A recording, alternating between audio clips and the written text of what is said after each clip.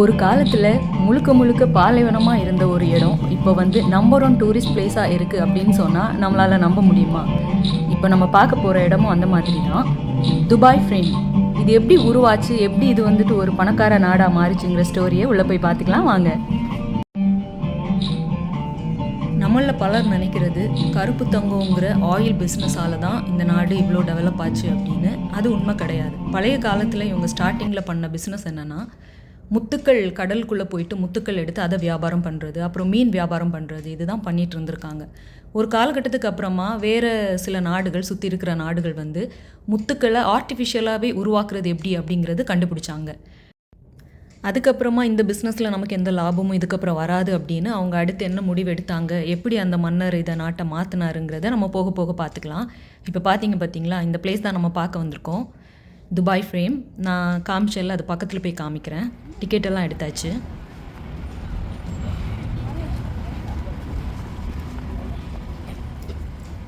இங்கே எப்போவுமே வந்து ஆள் கூட்டம் இருந்துக்கிட்டே இருப்பாங்க. ஆள் கூட்டம் இருந்தாலும் இல்லைனாலும் இந்த வழியாக தான் போகணும், ரிட்டன் வர்றது இந்த வழியாக, அந்த மாதிரி அவங்க அதுக்குன்னு தனியாக பிரித்து வச்சுருக்காங்க. ஆள் இல்லை, நம்ம எப்படி வேணால் இந்த கிளச்சை எடுத்துகிட்டு உள்ளாடி போயிட்டு வரலான்னா முடியாது. அங்கெல்லாம் கேமரா இருக்கும், அதெல்லாம் நோட் பண்ணிகிட்டே இருப்பாங்க. அதுக்கப்புறமா போகிற வழியிலேயே நிறையா இந்த மாதிரி இன்ஸ்ட்ரக்ஷன் எல்லாம் நமக்கு கொடுத்துருப்பாங்க. எங்கே ரெஸ்ட் ரூம் இருக்குது, இல்லை எங்கே நீங்கள் வந்துட்டு மணியை சேஞ்ச் பண்ணோன்னா பண்ணிக்கலாம் அப்படிங்கிறது. இன்னொரு விஷயம் இருக்குது.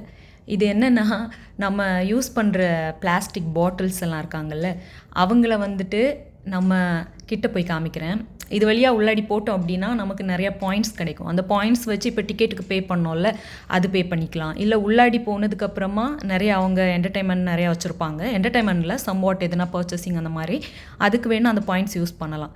இது தாங்க துபாய் ஃப்ரேம். நம்ம இது வழியாக மேலே போயிட்டு அந்த சைடு வழியாக இறங்குவோம். பார்க்க குட்டியாக இருக்குல்ல, அதுக்குள்ளாடி அத்தனை பெரிய பில்டிங்ஸ் இருக்குது. நான் காமிக்கிறேன் மேலே போயிட்டு. முத்துக்கள் வச்சு இனிமேல் வியாபாரம் பண்ண முடியாது அப்படின்னு அவங்க ஒன்ஸ் முடிவெடுத்ததுக்கப்புறமா, அந்த டைம் வந்து பிரிட்டிஷ் தான் வந்து இதை இவங்களை கண்ட்ரோல் பண்ணிகிட்டு இருந்தாங்க. அதுக்கப்புறமா இங்கே உள்ள மன்னரோட பொறுப்பில் வந்தப்போ மன்னர் எடுத்த முடிவு என்னென்னா, சர்ச் பண்ணப்போ நம்மளால் ஆயில் வந்து பிஸ்னஸ் பண்ண முடியுங்கிறத கண்டுபிடிச்சாங்க. அதுவுமே இது வந்துட்டு குட்டி குட்டி நாடு எல்லாமே சேர்ந்து ஒரு 7 நாடு சேர்ந்து யுனைடெட் அரப் எமிரேட்னு இருக்குது. அதில் அபுதாபியில் வந்து அதிகமாக பெட்ரோல் இருக்குது, கொஞ்சம் காலத்துக்கு வரும் அப்படின்னு கண்டுபிடிச்சாங்க. பட் துபாயில் ரொம்ப பெட்ரோலோட அளவு கம்மியாக இருக்குது. அப்போ அதுக்கு என்ன பண்ணலாம்? ரொம்ப காலகட்டத்துக்கு பெட்ரோல் வச்சு நம்ம வந்துட்டு நாடை கொண்டு போக முடியாதுன்னு தெரிஞ்சதுக்கப்புறமா அவர் ஒரு முடிவு எடுத்தார். வாழ்க்கையில் ஒரு தடவை ஏமாறலாம், அதையே பழகிக்காத. இந்த உலகத்தில் 2 பேர் தான் வாழ முடியும். உன்னை ஏமாத்துறவன், இன்னொன்னு ஏமாந்தே பழகி போனவன். என்னால் ஏமாற்றவும் முடியாது, ஏமாறவும் முடியாது. நம்மக்கிட்ட லேண்ட் இருக்குது, என்ன எல்லாமே பாலைவனமாக இருக்குது. அதை நம்ம வந்துட்டு மறுபடியும் ரீஸ்ட்ரக்சர் பண்ணி இதில் ஒரு பெரிய ஏர்போர்ட் கட்டலாம் அப்படிங்கிற முடிவு வந்துட்டு எடுத்தார். பேசிக்கிட்டே எப்படி மூவ் பண்ணி போகிறச்சு அவங்க சொன்னாங்க, உள்ளாடி கூட போய் பாருங்கள், இதில் வந்துட்டு ஒரு ஃப்ரேம் இருக்குது, அதில் நீங்கள் ஃபோட்டோ எடுத்திங்கன்னா நீங்கள் போகிறது முன்னாடி நாங்கள் அதை ஃப்ரேம் போட்டு கொடுக்குறோன்னு சொல்கிறாங்க. நம்ம அதில் பிக் எடுத்துட்டோம். ஏன்னா வெளியில் இருக்கிற ஃப்ரேம் முன்னாடி நின்று நம்ம மொபைல் வச்சு ஃபோட்டோ எடுத்தோம் அப்படின்னா அது கரெக்டாக வந்துட்டு அந்த ஃப்ரேம்குள்ளே நம்ம வரமாட்டேங்கிறோம். ஸோ இவங்க அதை வந்துட்டு எல்இடி மூலியமாக குட்டியாக மாற்றிருக்காங்க. அதில் நின்னோன்னா அதில் நிறையா ஃப்ரேம் செட் பண்ணி நமக்கு கொடுப்பாங்க. அது அப்படியே துபாய் ஃப்ரேம் தெரிகிற மாதிரி. மேலே வந்ததும் இது தாங்க வியூ. ரொம்ப அழகாக இருந்துச்சு பார்க்குறதுக்கு, இந்த ஸ்மோக்கி இது. தென் ஒரு பிரம்மாண்டமான ஏர்போர்ட் வந்துட்டு கட்டினாங்க. ஏன்னா மிடில் ஈஸ்டில் இவங்க இருக்கிறாங்க, வேறு பக்கத்து யூரோப் கண்ட்ரிக்கெல்லாம் போகிறதுக்கு அந்த ஏர்போர்ட் வந்து கண்டிப்பாக ஒரு ட்ராவலில் பெரிய லாபம் நமக்கு கிடைக்கும் அப்படின்னு அவங்க அதை பிலீவ் பண்ணி அதை ஃபஸ்ட்டு கட்டினாங்க. அதை கட்டுறதுக்கு எப்படி மணி யூஸ் பண்ணாங்கன்னா, கொஞ்சம் ஆயில் இவங்களுக்கு இருந்ததில் அதை ஃபஸ்ட்டு இன்வெஸ்ட் பண்ணி அதில் கிடைக்கிற லாபத்தில் ஃபஸ்ட்டு கட்டி முடித்தாங்க. அதுக்கப்புறமாவும் அந்த மன்னர் வந்துட்டு ஸ்டாப் பண்ணல. ஏன்னா அவருக்கு தெரிஞ்சிருச்சு இந்த ஆயில் வந்துட்டு இனிமேல் ரொம்ப லைஃப் லாங் வந்துட்டு நம்மளோட ஃப்யூச்சர் ஜென்ரேஷனுக்கெல்லாம் இது வந்துட்டு பத்தாது. ஸோ நம்ம அதுக்கு முன்னாடி ஏதாவது ஒரு இன்வெஸ்ட்மெண்ட் பண்ணணும் தான். இந்த பார்த்தீங்களா டிஜிட்டல் வியூ நமக்கு காமிக்கிறாங்க. இப்படி தான் வந்துட்டு ஓல்டு துபாய், அபுதாபி எல்லாமே இருந்தது. அதை எந்த அளவுக்கு அவங்க அழகாக டெவலப் பண்ணியிருக்காங்க. அதுக்கப்புறமா அவர் போட்ட மாஸ்டர் பிளான் தான் நான் அது அடுத்து சொல்கிறேன் என்னென்னு. இவங்களோட எல்லா விசிட் பிளேஸ்லையுமே அவங்களோட ஓல்டு மெமரிஸ், அவங்களோட மூதாதையர்கள் பயன்படுத்தின திங்ஸு, நாங்கள் எப்படி இருந்து இப்படி வந்தோம் அப்படிங்கிறத எல்லா இடத்துலையுமே காமிப்பாங்க. அதை வந்துட்டு பாதுகாத்து வச்சு எல்லா இடத்துலையுமே அதை குட்டி குட்டி மியூசியம் மாதிரி ஸ்டார்டிங்கில் வச்சுருப்பாங்க. பார்த்தீங்களா, இதெல்லாம் அந்த மாதிரி தான். இது வந்து நல்ல ஒரு ஸ்மெல் தரும், நல்ல ஒரு வைபான ஸ்மெல் தரும் அந்த மரக்கட்டை எரித்தோம் அப்படின்னா. அடுத்து வர்ற ஜென்ரேஷனுக்கு வந்து எந்த மாதிரி ஒரு சூழ்நிலையிலிருந்து நம்ம இந்த நாட்டை டெவலப் பண்ணோம் அப்படிங்கிறது தெரியணுங்கிறதுக்காக நிறையா விஷயங்கள் அவங்க வந்து அதில் எந்த ஒரு கூச்சமுமே படல. எப்படி கஷ்டப்பட்டோம், எப்படி அடுத்து நாங்கள் டெவலப் ஆகி வந்தோங்கிறத தெளிவாக வந்துட்டு வடிவமைச்சு வச்சுருக்காங்க. இது கைத்தறி ஸ்டிச்சிங்ஸ் அவங்க எப்படி பண்ணாங்க, கைத்தறி ஸ்டிச்சிங்ஸ் எல்லாமே வந்துட்டு ரொம்ப பியூட்டிஃபுல்லாக இருக்குது. நம்ம ஊரில் மட்டும் இல்லை, ட்ரெடிஷ்னல் இங்கே கூட இருந்திருக்காங்க. இங்கே பாருங்கள் ரங்கு பெட்டி. தென் அந்த ஸ்டிக்ஸ் பெரியவங்க நம்ம கையில் ஊனிட்டு போவாங்கல்ல. இவங்க ட்ரெடிஷ்னல் ஃபுட்டு வந்து நம்ம வச்சுருக்கோம்ல பார்த்தீங்களா, பட்டை, இது பிரியாணியில் போடுவோம், பாதி எனக்கு நேம் தெரிய மாட்டேங்கிறாங்க, ஏலக்காய், லெமன், ட்ரை லெமன், மஞ்சள், நான் போகிறேன். ஸோ பழைய காலத்தில் வந்துட்டு அவங்க யூஸ் பண்ண தராசு இந்த அங்கிள் தான் சேல்ஸ் பண்ணுறாங்க நமக்கு இதெல்லாம். ஹாய், see this, wow, பூண்டு, இங்கேயுமே பூண்டு வந்து போட்டிருக்கு. எவ்வளோ இங்கே ஒரு தாத்தா நின்னாரு. மன்னர் போட்ட நெக்ஸ்ட் ஸ்கெட்சுன்னு சொன்னேன்ல, அதுதான் பெரிய பிளான். என்னென்னா ஏற்றுமதி இறக்குமதி பண்ணுற கடல் வணிகம், ஒரு பெரிய பிரம்மாண்டமான ஆர்பர் கட்டணும் அப்படின்னு முடிவெடுத்தார். நல்லா யோசனை பண்ணி தான் முடிவெடுத்தியா? நாளமா யோசிக்காம எதையும் செய்ய மாட்டேன், உனக்கு தெரியும்ல. இல்ல ஆட்சியே அவங்க பக்கம் இருக்கு. போடா, ஆண்டவனே நம்ம பக்கம் இருக்கா.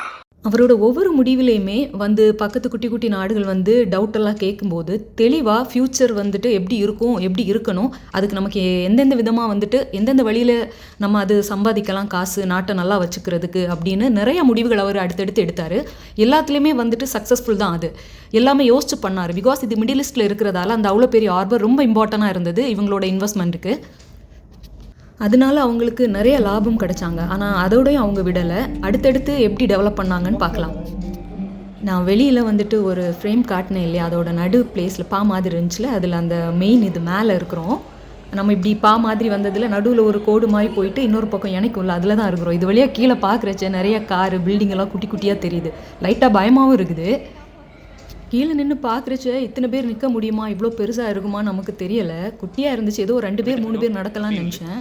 பார்த்தீங்களா, அவ்வளோ அவசரத்தில் நம்ம இருக்கிறோம். அதுவே பெரிய பெரிய பில்டிங், அந்த பில்டிங்கோட எட்ஜு நமக்கு தெரியுது இதிலேருந்து பார்த்தோம் அப்படின்னா.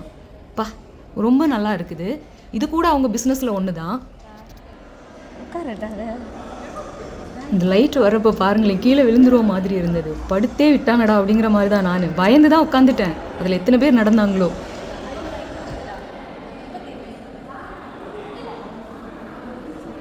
இது என்ன பிரமாதம், இன்னொன்று இருக்குது அங்கே பாருங்கள். இவ்வளோ பெரிய ஒய்யாரத்தில் கூட்டிகிட்டு வந்து இங்கேயும் சாப்பாடு சாப்பாடு சாப்பாடு சேல்ஸ் பண்ணுறாங்க. இவங்க தரையில் வச்சுருந்தாலே அம்புட்டு வேலை சொல்லுவாங்க. இப்போதைக்கு பசிக்கலை, ஆனால் நமக்கு வேணாம்.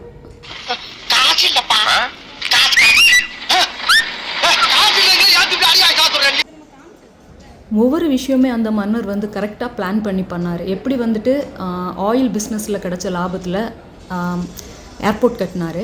அதுக்கப்புறமா வந்துட்டு ஏர்போர்ட் ஆயில் பிஸ்னஸ் ரெண்டுலேயுமே கிடைச்ச லாபத்தில் வந்துட்டு கடலில் அவ்வளோ பெரிய ஆர்பர் கட்டிட்டு ஏற்றுமதி இறக்குமதி பண்ணுற அந்த பிஸ்னஸ் பண்ணார். அதுக்கப்புறமா அதில் கிடைச்ச லாபத்தோடையும் அவர் ஸ்டாப் பண்ணல, அதை இன்னொரு இன்வெஸ்ட்மெண்ட் பண்ணணும்னு அதுக்கப்புறமாவும் ஒரு மாஸ்டர் பிளான் போட்டார். இந்த இருக்காங்கல்ல, இந்த மிஷின் வந்துட்டு நம்ம காசு போட்டோன்னா சுற்றினோன்னா உள்ளேருந்து ஒரு நார்மல் ஒரு கோல்டு காயின் மாதிரி ஒன்று கொடுக்கும். ஃபர்ஸ்ட் அட்டம்ப்டில் ஃபெயிலு, நெக்ஸ்ட் நம்ம ட்ரை பண்ணுறோம்.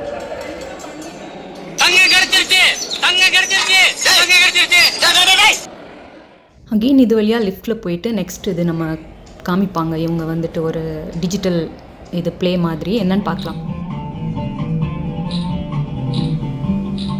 ஃபஸ்ட்டு நான் லிஃப்ட்டில் வந்தது காமிச்சது வந்துட்டு நம்ம மேலே ஏறினது. இப்போ கீழே இறங்குறோம்.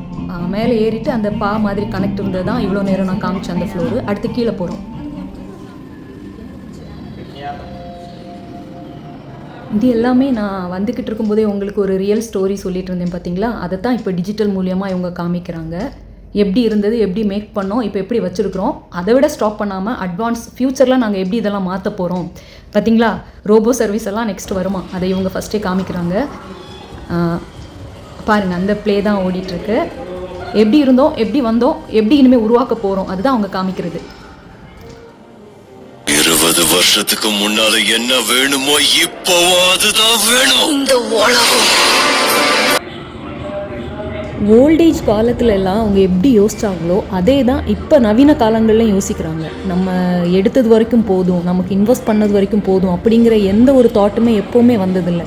இன்னும் எதுலெல்லாம் இன்வெஸ்ட் பண்ணலாம், இன்னும் எப்படி டெவலப் பண்ணலாம், ஏன்னா இப்போதைக்கு இது போதும், இன்னும் வரப்போகிற ஃப்யூச்சரில் நம்மளோட ஜென்ரேஷன் வந்து இன்னும் இதை விட டெவலப்பாக அட்வான்ஸ்டாக இருக்கணும், அதுக்கு நம்ம என்ன பண்ணலாம், இன்னும் அதிகமாக இன்வெஸ்ட் பண்ணலாம், இன்னும் அதிகமாக ஏர்னிங்ஸ் வந்துட்டு நம்ம ஃப்யூச்சரில் உள்ளவங்களுக்கு கொடுக்கலாம்னு சொல்லிட்டு எஃபர்ட் போட்டுகிட்டே இருக்காங்க.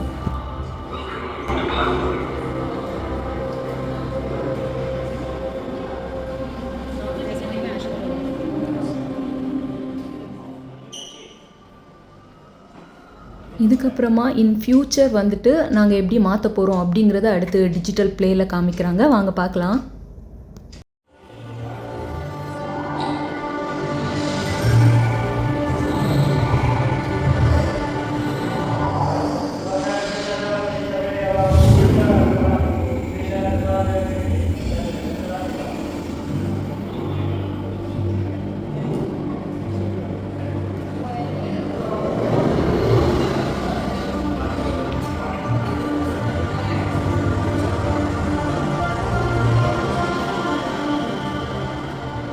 ஒன்றுமே இல்லாத பாலைவனத்தை அவங்க எந்த அளவுக்கு அட்வான்ஸாக உருவாக்கியிருக்காங்கன்னு பாருங்கள்.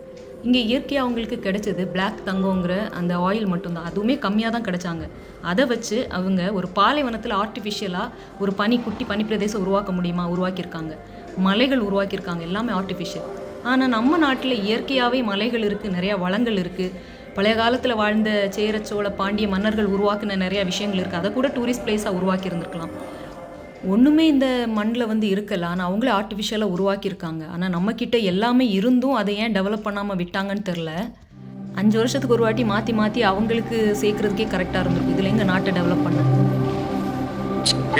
மார்க்கை விடு. இதுல ஜெயிச்சு என்ன பண்ண போறோம்? ஜெயிக்க வேண்டிய விஷயத்திலே தோத்துட்டு உட்காந்துக்கிறோம். நாம பதில் தெரியாதவனுக்கு கேள்வி கேட்டா கூட தேடி பூச்சி ஏதாவது தப்பாவது பதில் சொல்லுவான். எனக்கு கேள்வியே தெரியாதே. ஃபைனலாக இது உள்ளாடி எப்படி இருக்குது அப்படிங்கிறது ஒரு சின்ன வந்துட்டு அவுட்லுக் மாதிரி இங்கே வெளியில் வச்சுருக்குறாங்க. இன்னொன்று மார்னிங் இந்த இது ஃப்ரேம் பார்க்குறதுக்கு எப்படி இருக்கும் மேலேருந்து அப்படிங்கிற ஒரு ஃப்ரேமும் இங்கே வச்சுருக்காங்க, நம்ம பார்த்துக்கலாம். இதை இதுதான் கிரவுண்ட் ஃப்ளோர், இதோட இது முடிஞ்சு நம்ம இதிலேருந்து அப்படியே கிளம்புறோம். இதுக்கு கீழே ஒரு சின்ன குட்டி ஷாப் மாதிரி வச்சுருக்காங்க. அது என்னென்னா, நம்ம ஃபஸ்ட்டு உள்ளாடி வர்றச்ச வந்து ஒரு அக்கா சொன்னாங்க இல்லையா, இந்த ஃப்ரேம் வந்து குட்டியாக வச்சுருக்குறோம், நீங்கள் இதில் ஃபோட்டோ எடுத்திங்கன்னா அந்த ஃப்ரேமில் செட் பண்ணி உங்களுக்கு அழகாக வந்துட்டு துபாய் ஃப்ரேம்குள்ளே நீங்கள் நிற்க மாதிரி பண்ணி தரோன்னு, அந்த மாதிரி நமக்கு அழகாக மேக் பண்ணி கொடுப்பாங்க. இது நிறைய பேர் அப்படி வாங்கியிருக்காங்க, அவங்க பிக்கெல்லாம் வச்சுக்கிறாங்க. அதே மாதிரி என்ன மாடல் ஃப்ரேம் வேணுமோ அதை கேட்டோன்னா அதில் நமக்கு செட் பண்ணி கொடுக்குறாங்க. நம்ம ஃபோட்டோஸ் ஆல்ரெடி அவங்கக்கிட்ட இருக்குது, ஜஸ்ட் அதில் இன்செர்ட் பண்ணி நமக்கு தரணும், அவ்வளோதான். நமக்குமே பண்ணிட்டாங்க, நம்ம கையில் கொடுத்துட்டாங்க. இதோட இந்த துபாய் ஃப்ரேம் உள்ளாடி உள்ள விஷயங்கள் முடிஞ்சாங்க. அப்படியே பாய் சொல்லிட்டு நம்ம வெளியில் வந்துட்டோம். அகெயின் இந்த நாடு எப்படி முன்னுக்கு வந்துச்சு, இன்னும் என்ன இன்வெஸ்ட்மெண்ட்லாம் பண்ணி இவங்க டெவலப் ஆனாங்க அப்படின்னா, இங்கே ஃப்ரீயாக இருந்த நிறையா லேண்ட்ஸ் வந்து நிறைய நம்பர் 1 கம்பெனிஸ்க்கு வந்துட்டு இவங்க ஆஃபர் மாதிரி கொடுத்தாங்க. நீங்கள் ஃப்ரீயாக இந்த இடத்த எடுத்துக்கங்க, உங்கள் கம்பெனியை டெவலப் பண்ணுங்கள், எங்களுக்கு எதுவுமே வந்துட்டு அதுக்கு காசு தர வேணாம் அப்படின்னு. அப்போ நிறையா கம்பெனிஸ் வந்துட்டு இங்கே டெவலப் பண்ணாங்க. அப்போ அந்த கம்பெனிஸில் ஒர்க்கர்ஸ் வருவாங்க, அவங்க வாழ்வாதாரத்துக்கு இங்கே வந்துட்டு காசு ஸ்பெண்ட் பண்ணியிருப்பாங்க, சாப்பாடாக இருக்கட்டும், தங்குற இடமா இருக்கட்டும், இந்த மாதிரி நிறையா ஏர்ன் பண்ணாங்க. நாட் ஒன்லி ஆயில், அதை தவிர்த்து இந்த மாதிரி நிறையா இன்வெஸ்ட்மெண்ட் போட்டு அதில் நிறையா வந்துட்டு இவங்க கெயின் பண்ணிகிட்டே இருந்தாங்க. நம்பர் 1 டூரிஸ்ட் பிளேஸாகவும் மாற்றிட்டாங்க. இப்படி தான் டெவலப் ஆனாங்க.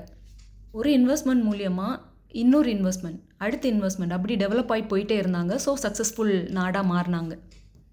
Okay, bye bye, thank you all, be happy.